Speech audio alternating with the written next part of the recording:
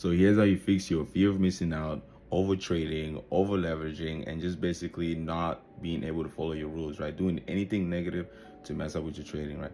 So a lot of traders out there, they'll be like, okay, well, you just got to write down 2 trades per day and do this and do that, right? And just follow that, which is easy for some traders, right? Which is easy for some traders to do that. But majority of us are really struggling with that type of stuff, right? We're struggling to just follow simple rules. And why is that? Right? Because if it was just easy as ABC, it would have been everybody would have been doing it, right? And a lot of people say, "Oh, well, it's discipline." That's not true, because if it was just mainly just discipline, then the traders are already disciplined. We're already disciplined. We show up to our New York session every single day, right? Or whatever session you trade, right? You back test every single day. You are probably hit the gym every single day. So you've built some type of discipline. But when it comes to following your rules, right, on your certain trades, on how you trade, it's like the hardest thing, right? Oh yeah, I'm not gonna over leverage. Boom, you over leverage. Oh, I'm not gonna overtrade. Boom, you overtrade. And I'm about to tell you this is how you're gonna fix that, because this is exactly how I'm implementing it into my life, right, into my trading, and I've seen crazy results from it, right? So the first thing the reason why that's happening, right, and I'm about to tell you why, is because of the identity issue, right? The person that you perceive, that you see yourself as, is for the overtrading, the over leveraging, and what else? Fear of missing out, like not being able to follow your rules.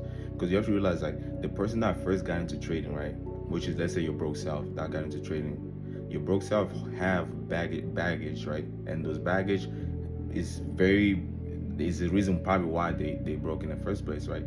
So when they get into trading, they curiosity got into trading. Now you're into trading. Now you've been back testing. Now you got a strategy that kind of works or whatever, right? Now that broke self, what you're trying to do is like have that broke self with his baggage. You're trying to get him to do the things that your profitable self will do, right? Will have to do, right? And I don't know if this is making sense. That's what they say. Like, if I give you $1 million, you have to figure out you have to figure out how you're gonna become a millionaire quick before you lose all that money. Why is that? Because the broke self, if they receive the $1 million, they're gonna end up losing it so fast because they have a lot of baggage that they're carrying with them. So this is how you fix your over trading and your over leveraging. Write down the rules, right, that you want to follow, right? Exactly how you want them, 2 trades per day, and the amount of risk management, whatever it is, right? Write that down. And one thing I want you to do is, on your computer, have this one word, this one question, this one important question. This is really, it's a big, it sounds simple, but it's big though. And it's basically this question is, ask yourself this: what would my profitable self do, right? Just write that down, like on your computer. Every single time you approach price, whether it's New York session, whatever session that you trade, right? As soon as you lose your first trade, as soon as you lose your second trade, if your rule says 2 trades per day, right? You lose 2 trades per day. Look at that question: what would my profitable self do? Because that interferes with what your mind is already doing.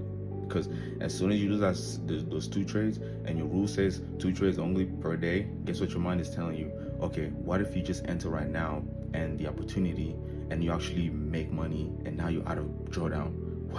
What if, right? So sometimes we don't do nothing with that analog in our mind. We just, oh, okay, yeah, and we fall into that.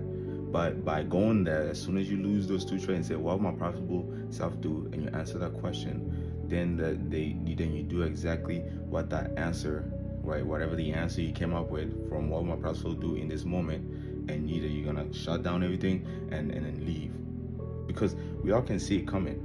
As soon as you see yourself lose that trade, as soon as let's say something happened in the market and you see the market pushing so far, so fast, right? And you're like, oh my gosh, man, I gotta enter. Look at this big candles moving so fast.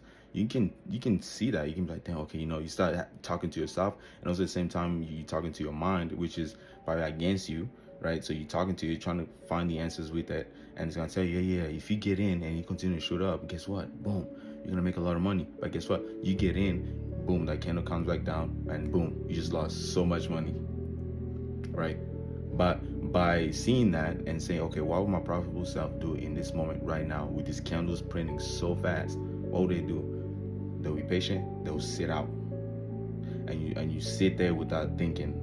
Profitable self will sit out, and then it gets even deeper, which I might get into this whole identity habits and all these different things. But just by you start thinking like that, and also start envisioning your profitable self and the type of habits that they have, right? So when you approach price, you're approaching price as your profitable self and not the broke self that first got introduced to trading.